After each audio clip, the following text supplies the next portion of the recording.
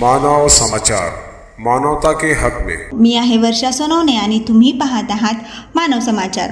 नाशिक येथे सुरू असलेल्या आदिवासी विभागातील कला क्रीडा संगणक या शिक्षकांचा अन्य त्याग उपोषणाचा आज 5वा दिवस आहे।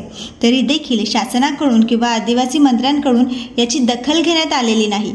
आज उपोषणकर्त्यांची तब्येत खालावली असल्याने उपोषणस्थळी गिरीश भाऊ महाजन यांनी भेट दिली।